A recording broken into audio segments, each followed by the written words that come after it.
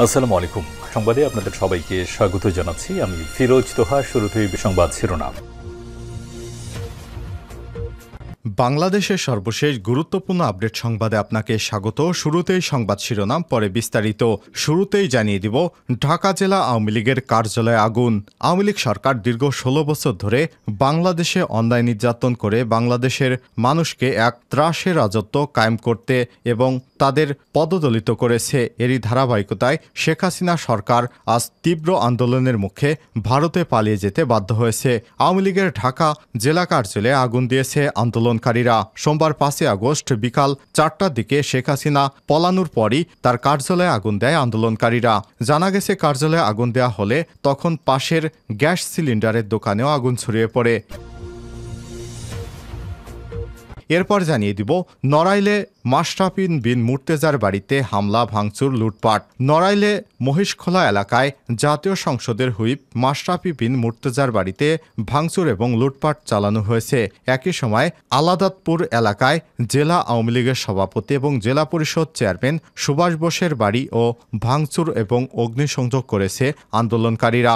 আর সোমবার ৫ আগস্ট বিকেলে শেখ হাসিনা পালানোর পর দফায় দফায় এসব হামলা এবং ভাঙচুর এবং আগুন দেওয়ার ঘটনা ঘটে। এ সময় মাশরাফিকে বাড়িতে পাওয়া যায়নি।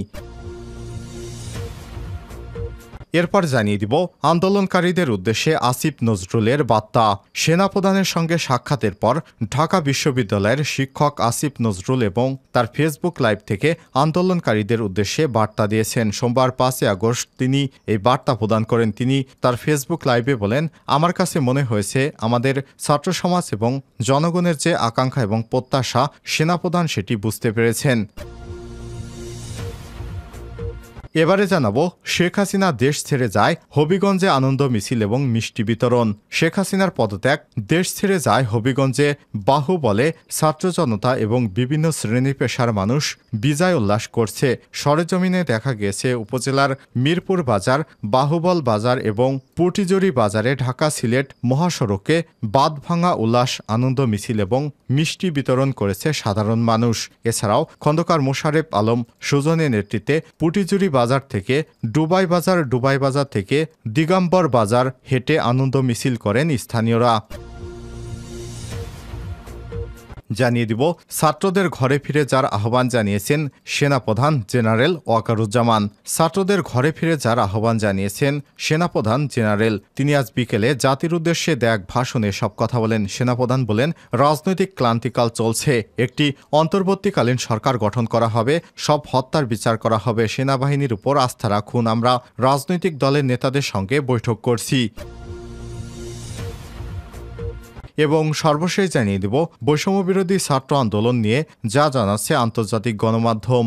বাংলাদেশে চলমান সংঘাত প্রাণহানি নিয়ে গুরুত্বের সঙ্গে সংবাদ প্রকাশ করেছে আন্তর্জাতিক সংবাদ মাধ্যম BBC, Al Jazeera, the New York Time, AFP, Reuters, AP Hindustan, Times of Israel, NDTV, Anandabazar, Deutsche Welle সহ প্রায় সব আন্তর্জাতিক গণমাধ্যম এবং বার্তা সংস্থার বৈষম্যবিরোধী ছাত্র আন্দোলনের ডাকা সর্বাত্মক অসহযোগ কর্মসূচির প্রথম দিনে রোববার ৪ আগস্ট কর্মসূচির ঘটনা প্রবাহ প্রথম পাতাতেই ঠাঁই দিয়েছেন। তাৎক্ষণিক নিহত আহতের খবর দেওয়ার পাশাপাশি গণমাধ্যমগুলোতে আন্দোলনের গতি প্রকৃতি নিয়ে বিশ্লেষণ চলছে।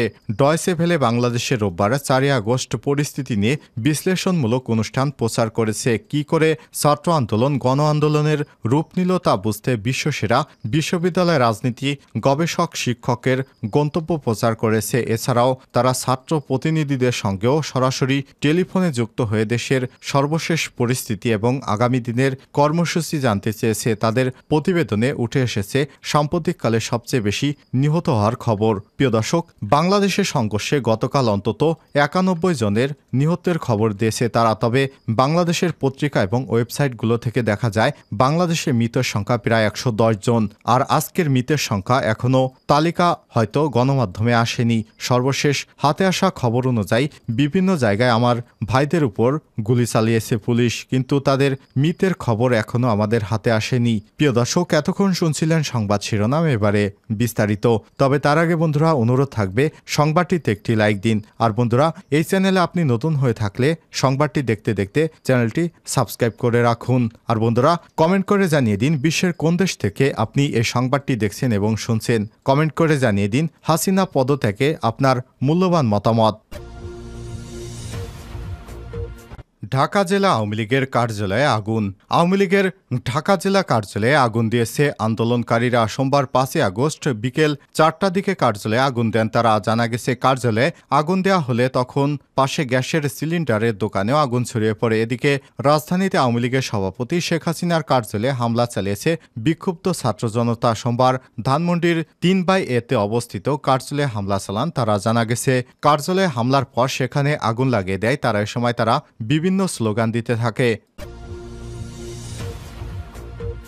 নড়াইলে মাশরাফির বাড়িতে ভাঙচুর, লুটপাট। নড়াইলে শহরের মহিষখোলা এলাকায় জাতীয় সংসদের হুইপ মাশরাফি বিন মুর্তজার বাড়িতে ভাঙচুর এবং লুটপাট চালানো হয়েছে। একই সময় আদালতপুর এলাকায় জেলা আওয়ামী লীগের সভাপতি এবং জেলা পরিষদের চেয়ারম্যান সুভাষ বোসের বাড়ি ভাঙচুর এবং অগ্নিসংযোগ করেছে দুর্বৃত্তরা। সোমবার 5 আগস্ট বিকেলে দফায় দফায় এসব হামলা এবং ভাঙচুর ও আগুন দেওয়া হয়। এছাড়াও পুরাতন বাস টার্মিনালে জেলা আওয়ামী লীগের কার্যালয়ে ভাঙচুর করে অগ্নিসংযোগ করে দুর্বৃত্তরা।